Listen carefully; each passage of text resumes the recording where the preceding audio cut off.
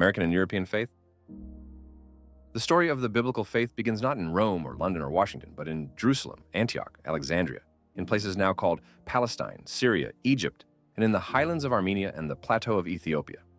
These communities kept faith alive, often uninterrupted, from the earliest apostolic centuries. Yet today, the visible authority, resources, and global conversation about the Bible-believing world are largely shaped in Europe and North America. Historicity and continuity.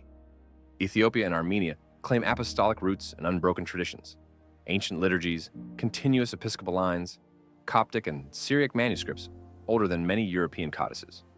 Scripture affirms the continuity of God's covenant people and the inclusion of nations, Romans 11:17-24, Galatians 3:28-29.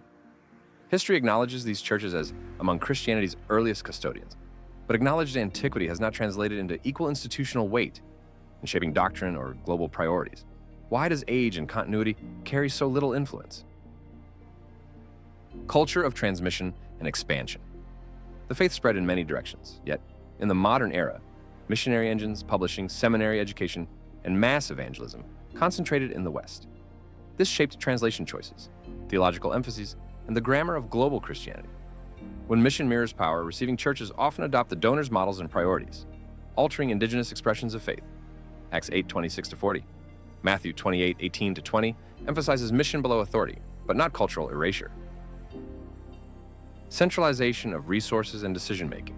Wealth, seminaries, publishing houses, media platforms, and ecumenical tables cluster in Western institutions. Rome and Western Protestant networks command disproportionate resources and diplomatic access. Global councils and high-profile dialogues frequently default to English and Western venues. Decisions about theology and humanitarian priorities thus reflect those who fund and convene, sidelining older non-Western traditions that lack equivalent institutional capital. James 2:1-7 warns against partiality. Worldview and theology.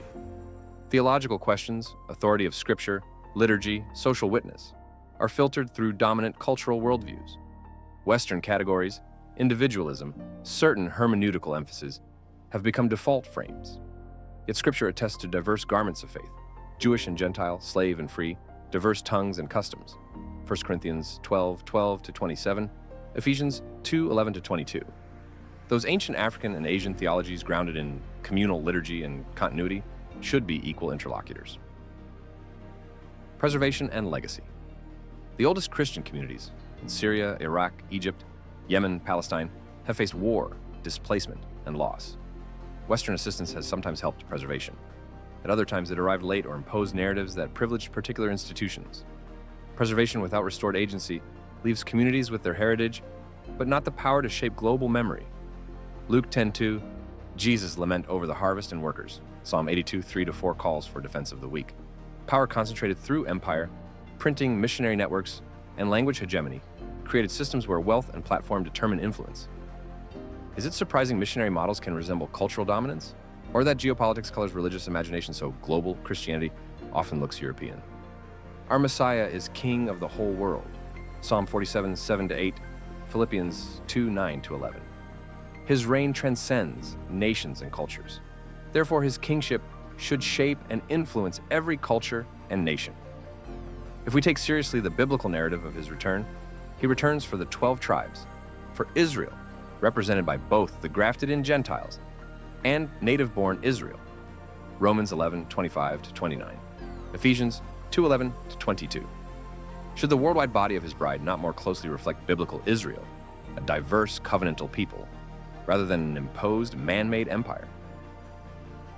Recenter historic churches, Ethiopian, Armenian, Syriac, Coptic, Malankara, in theological dialogues and leadership tables.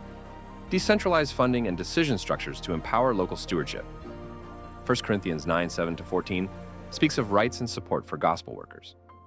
Normalize non-Western theological schools, liturgies, and languages at global forums. Acts 15 shows a council that listened to divergent voices. Prioritize preservation that returns agency and narrative control to endangered communities. The Bible ends with a vision of the redeemed from every nation, tribe, people, and language. Revelation 5:9-10 declares, "You were slain, and with your blood you purchased men for God from every tribe and language and people and nation, and you made them a kingdom and priests to our God, and they will reign on the earth."